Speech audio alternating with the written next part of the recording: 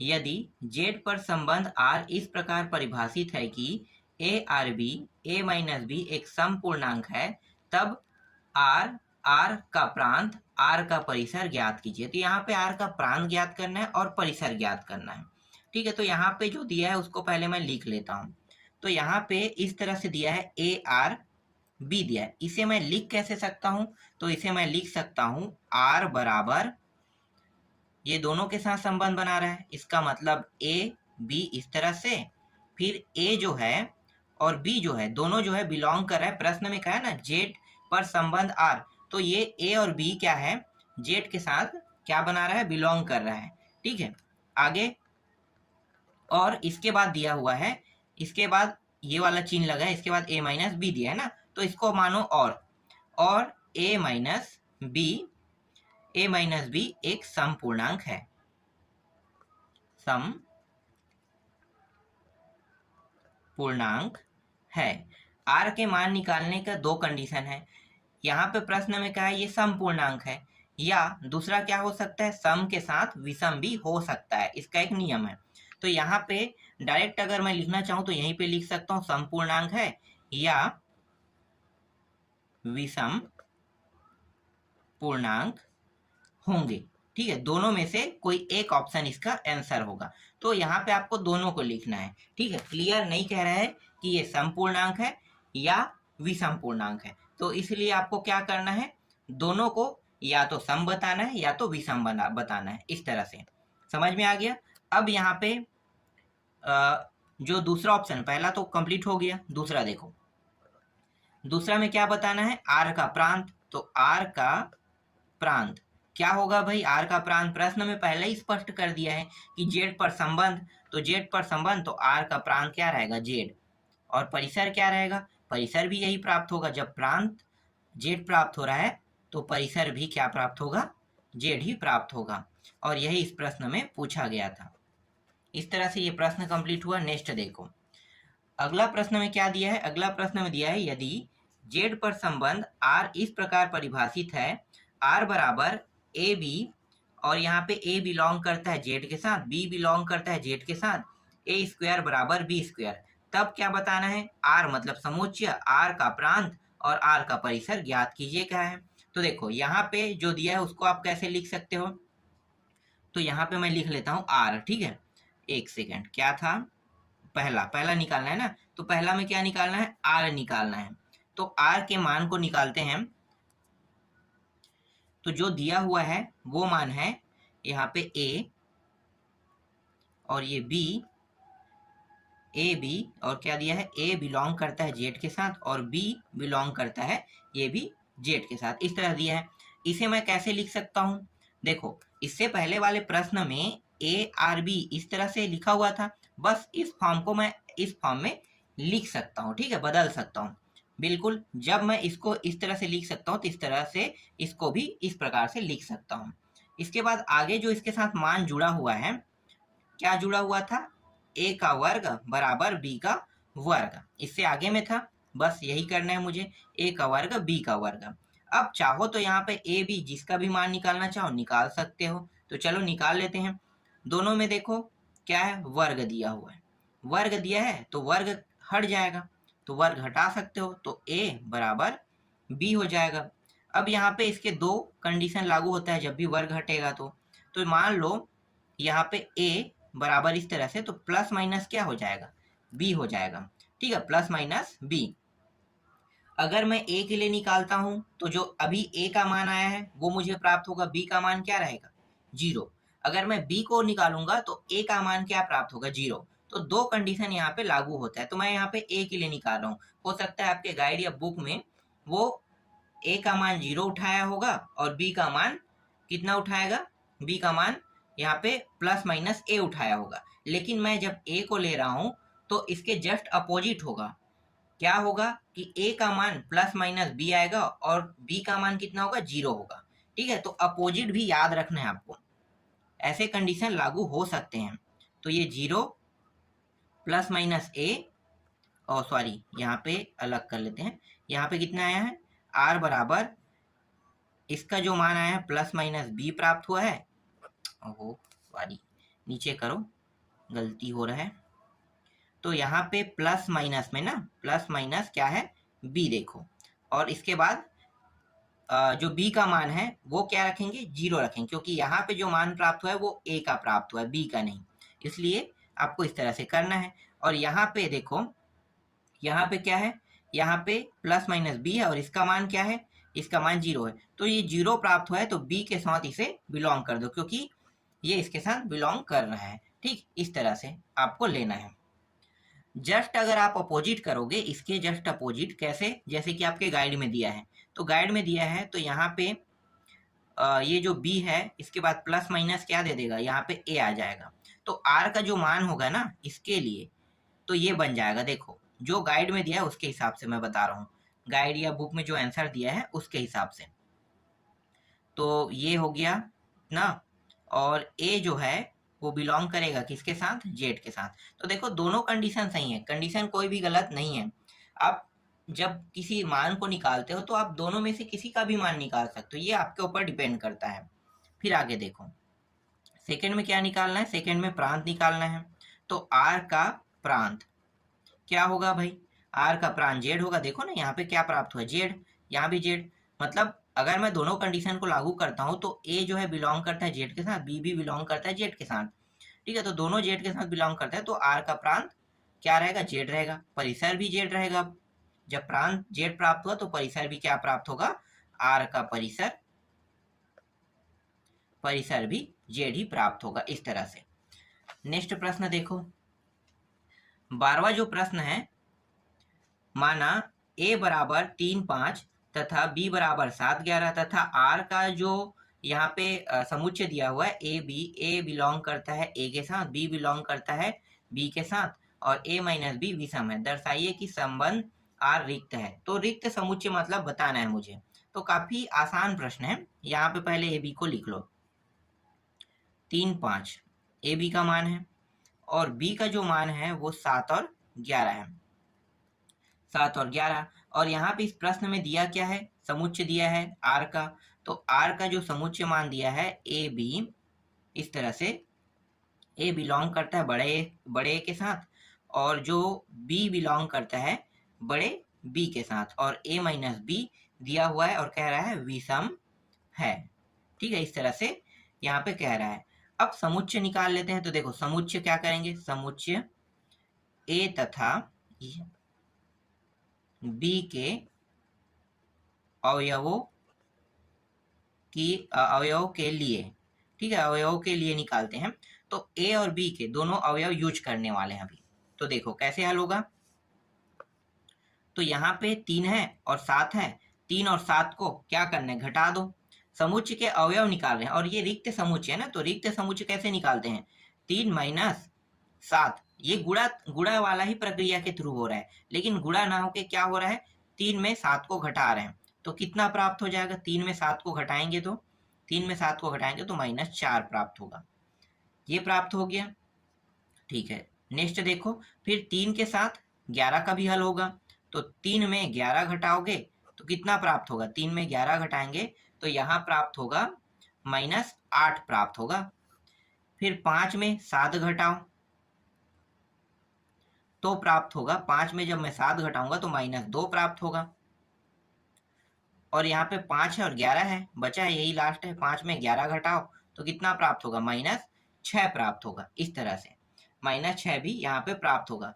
तो यहाँ पे ये जो मान है ना वो r के साथ कोई भी मान बिलोंग नहीं कर रहा है, क्योंकि ए बी का जो मान है हर बार अलग अलग आ रहा है, और जो मान निकाल रहे हैं वो भी अलग अलग आ रहा है, तो बिलोंग तो करेगा नहीं। तो इसलिए क्या करेंगे, ये जो 3 7 है अगर गुणा करते हैं इस तरह से, ठीक है, नॉर्मली गुणा, तो ये r के साथ बिलोंग नहीं करेगा। यहाँ पे क्या है, 3 और 11 है, ये भी बिलोंग नहीं कर रहा है आर के साथ। 5 और कितना है, 7 है, ये भी बिलोंग नहीं कर रहा है आर के साथ, और ना ही 5 और क्या है 11 है, ये भी बिलोंग नहीं कर रहा है आर के साथ। तो आपको इस तरह से बताना है, और यही क्या है, इसका आंसर है। ठीक है, तो ये इसका कहने का मतलब ये है कि ए से बी में एक रिक्त संबंध है। जब ये बिलोंग करेगा ही नहीं तो किसी के साथ संबंध तो बनाएगा नहीं, और संबंध नहीं बनाएगा तो वो क्या रहेगा, रिक्त समुच्चय रहेगा। ठीक है, तो रिक्त संबंध यहाँ पे साबित हो रहा है। आगे देखो, इसके बाद जो 13वां प्रश्न है उसको देखो। तो 13वां प्रश्न में क्या दिया है? 13वां प्रश्न में दिया है यदि r समुच्चय a का मान यहाँ पे 2 3 4 दिया है पर से बड़ा है एक संबंध r के संगत क्रमित युग्म का समुच्चय ज्ञात कीजिए, r का प्रांत और परिसर ज्ञात कीजिए। देखो r का यहाँ भी प्रांत और परिसर ही ज्ञात करना है। तो यहाँ पे जो दिया है पहले उसको लिख लेते हैं। तो दिया क्या है? यहाँ पे दिया है a का मान कितना दिया है? 2 3 और 4। ठीक है, अब इस प्रश्न में क्या कहा है कि जो 2 3 4 दिया है पर से बड़ा संख्या, ठीक है, बड़ा संख्या क्या करेगा? छोटे संख्या को गुणा करेगा। इसका अर्थ यही कह रहा है। इस प्रश्न में क्या कहा है कि जो बड़ा संख्या है ना वो छोटे संख्या को क्या करेगा? गुणा। तो देखो बड़ा संख्या क्या है? ये इसको गुणा नहीं कर सकता है, 2 3 को गुणा नहीं कर सकता है, लेकिन 3 2 को गुणा कर सकता है। समझ रहे हैं? तो यहां से मैं समुच्चय निकाल लेता हूं। तो समुच्चय में क्या निकालूंगा कि 3 2 को गुणा कर रहा है, तो 3 गुणित 2 इस तरह से। अब ये जो 3 है ये 4 को गुणा कर सकता है कि नहीं? मैंने अभी क्या बताया कि ये प्रश्न कह रहा है कि जो बड़ा संख्या है वो सिर्फ छोटे संख्या को गुणा करेगा, छोटे संख्या बड़ा को गुणा नहीं करेगा। तो 3 से बड़ा तो 4 है, तो 3 गुणा नहीं कर सकता, लेकिन 4 गुणा 3 को कर सकता है। तो यहाँ पे जो मान प्राप्त होगा 4 गुणित 2 पहले लिखो, क्योंकि 4 से छोटा 2 है और 4 से छोटा 3 भी है, तो 4 और ये हो गया 3 हो गया। इस तरह से r का मान निकल गया। अब प्रांत निकाल लेते हैं। तो प्रांत निकालना बहुत आसान है। तो यहाँ पे r का प्रांत लिखो। r का प्रांत कैसे निकालोगे? ये जो आगे के मान है ना वो सभी क्या है? प्रांत है। तो यहाँ पे 4 2 बार आया है तो मुझे तो एक ही बार लिखना है। तो 3 और 4 क्या हो गया? प्रांत हो गया। आपको पता है ना प्रांत और परिसर का नियम, इस तरह से हम बनाते हैं। यहाँ पे देखो 3 है और यहाँ पे 4 है और यहाँ पे 2 है और 3 है, 2 और ये 3 जो है संबंध बना रहा है 2 के साथ, और 3 किसी के साथ बना रहा है क्या? नहीं बना रहा है। अब देखो ये 4 है, ये 4 है, 4 संबंध बना रहा है 2 के साथ और 3 के साथ, इस तरह से। तो 3 सिर्फ 2 के साथ संबंध बना रहा है और 4 जो है 2 और 3 दोनों के साथ संबंध बना रहा है। तो यहाँ पे जो आगे के मान है उसको हम क्या कहते हैं? प्रांत कहते हैं, और जो पीछे में है इसे हम क्या कहेंगे? परिसर। तो r का परिसर बराबर 2 और 3 होगा। इस तरह से इसका भी आंसर निकल गया। समझ में आया? काफी आसान आसान प्रश्न है इसमें। चलो आगे देखो। देखो प्रश्न को, समुच्चय a का मान दिया हुआ है 2 3 4 दिया हुआ है, 2 3 4 5 दिया है और b का मान 3 6 7 और 10 दिया है। में एक संबंध r इस प्रकार है कि एक्स वाई बिलोंग कर रहा है r के साथ और एक्स वाई का HCF 1 है। r के प्रांत व परिसर ज्ञात कीजिए। तो r का प्रांत व परिसर ज्ञात करने के लिए कहा है। तो a बराबर 2 3 4 और 5 दिया हुआ है और b का मान कितना दिया हुआ है? b का मान है 3 है, 6 है, 7 है और 10 दिया हुआ है, इस तरह से। और प्रश्न में आगे और क्या दिया हुआ है? प्रश्न में आगे दिया हुआ है कि r का जो मान है, ठीक है, वो एक्स वाई कुछ इस प्रकार से दिया रहता है। समुच्चय निकालने का जो तरीका है, तो प्रश्न में ये दिया हुआ है ये, और यहाँ पे एक्स वाई का HCF कितना है? 1 है। इसका कहने का मतलब क्या है? इसका कहने का मतलब ये है कि जब मैं इन दोनों को गुणा करूंगा तो या तो मुझे मान जब गुणा मतलब ये दोनों में, देखो दोनों में तो ऐसे संख्या मतलब एक दूसरे का अगर मैं भाग करता हूं तो भाग करने पर कितना प्राप्त होना चाहिए? भाग करने पर 1 प्राप्त होना चाहिए। अगर 1 प्राप्त नहीं होगा और इसके अलावा कोई दूसरा मान प्राप्त हो रहा है, ठीक है, कोई दूसरा मान प्राप्त हो रहा है, तो उन संख्याओं को नहीं लेंगे। समझो कैसे? 2 जो है 3 के साथ गुणा कर रहे हैं या भाग कर रहे हैं, तो क्या प्राप्त हो रहा है? भाग हो रहा है? नहीं हो रहा है। नहीं हो रहा है तो इसको लो। इसको क्या किस में लेना है? आपको r के मान में लेना है। तो लिखो 2 और 3। इसी तरह से 2 में देखो ये 6 भाग जा रहा है, भाग तो जा रहा है, लेकिन यहाँ पे जो मान है वो अलग प्राप्त हो, 1 प्राप्त हो रहा है क्या? नहीं। 2 से आप 6 को भाग दे के देखो तो कितना प्राप्त? 3। 1 तो नहीं आ रहा है, तो इसको मैं नहीं लूंगा। 2 के साथ 7 को भाग दो, तो 2 के साथ भाग जो है 7 जो है भाग जा ही नहीं रहा है, तो इसको ले लो। 2 कंडीशन है हमारे पास, एक तो भाग नहीं जाएगा उसको लेना है, और जो भाग जा रहा है उसका मान 1 प्राप्त होगा उसी बस को लेना है। ठीक है, तो 2 बस यही 2 है, और यहाँ पे 10 के साथ करेंगे तो 10 के साथ ये भाग जा रहा है तो नहीं लेंगे।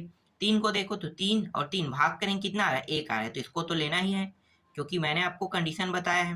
कंडीशन यही कह रहा है कि या तो भाग जाने पर 1 प्राप्त हो, तो देखो इन दोनों को जब भाग करूंगा तो 1 प्राप्त होगा, और इसके अलावा कोई दूसरा मान प्राप्त हो रहा है और भाग जा रहा है तो आपको नहीं लेना है उसे।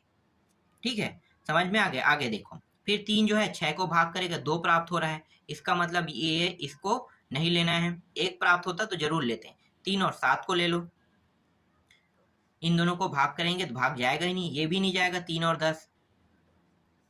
फिर 4 से करो, 4 और 7, 4 और 3, फिर 4 और 6, देखो ये दोनों कट रहा है ना, लेकिन मान अलग अलग आ रहा है, तो किसी कंडीशन से तो ये भाग जा रहा है, तो नहीं लेंगे इसको। और ये 4 और क्या है? 7 है। 4 और 3 मैंने लिया क्या? नहीं लिया ना। 4 और 3 लो, फिर 4 और 7 ले लो, फिर ये देखो 4 और 10 फिर जा रहा है, कोई न कोई कंडीशन से कट रहा है। हालांकि ये 2 के पहाड़े से कट रहा है, 5 ये भी 2 के पहाड़े से कट रहा है, तो कट तो रहा है ना, तो आपको इसको नहीं लेना है। अब 5 को देखो, तो 5 और 3 को लेना है, 5 और 6 को ले लो, फिर 5 और 7, लेकिन 5 और 10 को आपको नहीं लेना है। क्यों? क्योंकि ये कट रहा है, तो 5 10 इसका आंसर में नहीं होगा, मतलब समुच्चय निर्माण में कोई भी काम नहीं आएगा। अब प्रांत और परिसर निकाल लेते हैं। तो आर का प्रांत क्या क्या है भाई? आर का प्रांत देखो, तो आर के प्रांत में यहाँ पे 2 है, 3 है, आगे में 4 है, 5 है, तो लिखो 2 3 4 और 5, यही है। तो आर का प्रांत निकल गया। अब परिसर निकालो, आर का परिसर। आर का परिसर पीछे के मान देखो 3 है, यहाँ पे 7 है, ठीक है, तो 3 को पहले लिख लेते हैं, तो ये 3 हो गया। फिर इसके बाद 4 है क्या? पीछे में नहीं है, लाइन के बाद जमा लेते हैं। 5 देखो पीछे में, किसी में 5 है क्या? 5 भी नहीं है। 6 दिया और 7 दिया हुआ है, ठीक है, तो 6 7, यहाँ पे देखो 6 7 और 1 है यहाँ पे 10, तो ये आ गया 10। तो आर का परिसर ये है और आर का प्रांत ये है। ये भी कंप्लीट हो गया। अब लास्ट प्रश्न बस बचा है। देखो 15 प्रश्न में क्या दिया है? माना ए का मान दिया है और बी का मान दिया है, और इसमें ज्ञात क्या करना है भाई? ज्ञात करना है यहाँ पे वर्गमूल ज्ञात करना है, और घनमूल ज्ञात करना है, और प्रांत और परिसर बताना है दोनों प्रश्नों में। तो चलो इसको कैसे बनाओगे, तो यहाँ पे मैं आपको बता देता हूँ। पहला प्रश्न हल करते हैं ना। तो दोनों में ए और बी का मान तो दिया है। ए का मान 1 है, 2 है, 3 है, 4 है, 5 है, बस इतना दिया है। और बी का जो मान दिया है वो दिया है 1 से लेके, ठीक है, आगे बढ़ते जाएगा और 67 में जाके ये खत्म हो जाएगा, 67 से आगे नहीं जाएगा। मतलब 1 से लेके पूरा 67 तक के अंक हम उपयोग करेंगे, ठीक है। अब यहाँ पे जब मैं वर्गमूल बनाऊंगा तो इसका एक नियम है। वर्गमूल कैसे बनेगा? आर जो है, आर का मान क्या रहता है? या तो आप एक्स वाई लिखो या फिर ए भी लिखो। मैं यहाँ पे एक्स वाई लिख लेता हूँ, ये एक्स वाई, ठीक है। और एक्स है, ये वर्गमूल तभी बनेगा ना जब x इस तरह से रहेगा और अंडर रूट कहाँ पे आ जाएगा? y पे आ जाएगा। अगर मैं y को लूंगा तो x के ऊपर में अंडर रूट लगा दूंगा, लेकिन इस प्रश्न में x के ऊपर अंडर रूट नहीं लगा सकते। क्यों नहीं लगा सकते? क्योंकि x जो है वो कोई भी मान बहुत ज्यादा नहीं है और वर्गमूल नहीं बना पाएगा, इसलिए x के ऊपर अंडर रूट न लगा के y के ऊपर अंडर रूट ही लगाएंगे। तथा x जो है बिलोंग करता है a के साथ और y जो है बिलोंग करता है b के साथ। इस तरह से आपको करना है, ठीक। अब अवयव निकाल लेते हैं इसके। तो x का मान आप 1 रखो, किसमें रखना है? इसमें रखना है, ठीक है, रखो। यहाँ पे मैं रख रहा हूँ x का मान जब 1 रखूंगा, ये रहा 1, तो y का मान मैं क्या रखूं? तो y का मान भी मैं 1 रख सकता हूँ, ठीक है। x का मान 1 रखता हूँ तो y का मान भी मैं क्या रखूंगा? 1 रखूंगा। तो इन दोनों में से अंडर रूट से ये बाहर आ सकता है कि नहीं? बिल्कुल आ सकता है, मतलब 1 और 1 यहाँ पे प्राप्त हो जाएगा। देखो समझते जाना ना, r का मान यहीं से निकलते जा रहा है। अब इसके बाद देखो, जब मैं यहाँ पे x का मान 2 रखूंगा तो y का मान कितना रखूंगा? तो मैं यहाँ पे x का मान यहाँ पे 2 रख रहा हूँ, और y का मान कितना रहेगा? y का मान 2 नहीं रह सकता। क्यों? क्योंकि मुझे अंडर रूट से बाहर निकालना है। 2 का वर्ग होना चाहिए ना, तो 2 का वर्ग क्या है? इस लाइन में आगे बढ़ते जाऊंगा तो यहाँ पे 4 प्राप्त होगा, ये 67 तक के है तो 4 तो आएगा, तो 4 को रखूंगा। अब 4 देखो, 2 का क्या होता है? 2 का वर्ग करने पर 4, मतलब अंडर रूट से 2 बाहर आ सकता है, तो यहाँ पे 2 हो गया और यहाँ पे कितना हो गया? ये 4 है। ठीक है, ये अंडर रूट में। समझ में आ रहा है? ठीक है, तो 2 और 4 आप इस तरह से लिखो। फिर जब मैं 3 पे आता हूं तो 3 का वर्ग करने पर कितना होगा? 3 का वर्ग करने पर 9, तो 9 ले लो। अब यहाँ पे देखो 3 जो अंडर रूट से बाहर आ सकते हैं, मतलब ये 3 रहेगा और ये 9 रहेगा। ये भी समझ में आ गया होगा। 4 रखो, 4 बराबर क्या होगा? 16 होगा।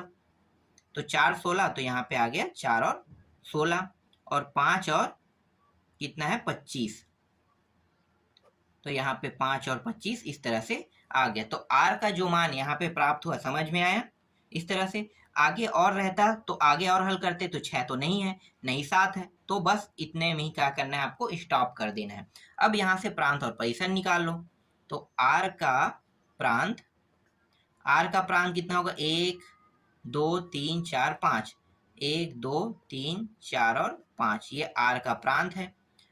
और आर का परिसर 1 4 लिखो, 1 4, फिर 9 16 और 25, ये आर का परिसर है। अब इस प्रश्न में क्या कहे? घनमूल भी निकालना है, सेम प्रक्रिया। ठीक है, तो घनमूल निकालते हैं। तो यहाँ पे मैं फिर से ए बी को लिख लेता हूँ, 1 2 3 4 और 5। ठीक है, ये ए का मान है और बी का मान कहाँ तक दिया हुआ था? 1 2 3 से लेके ये टोटल 67 तक दिया हुआ है। ठीक है, घनमूल निकालने का कंडीशन क्या रहेगा? तो आर बराबर यहाँ पे सेम लिखना है एक्स वाई, फिर एक्स जो है, अब घनमूल मतलब वाई का कितने घात रहेगा? 3 घात। ठीक है, 3 घात इस तरह से, और ये भी बिलोंग करता है सेम टू सेम। अब बाकी लिखना है, बस घात 3 कर देना है, घनमूल है ना। तो एक्स बिलोंग करेगा ए के साथ और वाई जो है बिलोंग करेगा किसके साथ? बी के साथ। इसे लेकर चलेंगे तो देखो यहाँ पे क्या है? 1 है। जब मैं एक्स का मान 1 रखता हूँ, ठीक है, एक्स का मान कितना रखूंगा? 1, तो 1 का घन कितना होगा? 1 हो सकता है, बिल्कुल हो सकता है। 1 को अगर बाहर निकालूं मैं तो 1 का 1 प्राप्त होगा, तो यहाँ पे आर का मान क्या प्राप्त हो गया? 1 1 प्राप्त हो गया। दूसरा देखो, जब मैं दूसरी बार 2 रखता हूँ, तो 2 रखूंगा तो यहाँ पे y का मान कितना होगा? भाई 2 को 3 बार गुणा करो, 2 दूनी 4 दूनी 8, 8 आएगा, तो ये हो गया 8। तो यहाँ पे आ जाएगा 2 और 8 आ जाएगा। फिर 3 रखो, 3 तिया 9, 9 तिया 27, तो यहाँ पे आ जाएगा 27। ये इसके अंदर में है ना, y का मान देखो 1 से 67 तक के है, तो बस मुझे यही देखना है। तो यहाँ पे 3 और 27 प्राप्त हो गया। 4 4 चौक 16, 16 चौक 64, 64 प्राप्त हो गए यहाँ पे। तो 4 और 64 ये रहा। और आगे जा रहा है कि अगर मैं 5 रखता हूं तो कितना होगा? 5 पंचे 25, 25 पंचे 125, लेकिन यहाँ तो 67 तक के हैं, तो आगे मैं 5 एक्स का मान नहीं रख सकता। क्यों नहीं रख सकता? इसलिए क्योंकि अगर मैं 5 रखता हूं तो इसे कम से कम 125 तक के जाना चाहिए, तब होगा। तो यहाँ पे 1 से लेके 67 तक है, इसलिए 5 हम नहीं रखेंगे। हमारा जो आर का मान है, मतलब समुच्चय जो है, वो इतने में ही स्टॉप हो जाएगा। अब यहाँ से निकाल लेते हैं प्रांत और परिसर। तो आर का प्रांत, ये जो आगे के मान है वो सब क्या है? प्रांत है। तो 1 है, 2 है, 3 है और 4 है, ये सब प्रांत है। और आर का परिसर 1 8 और ये कितना है? 27 और 64, ये है आर का परिसर।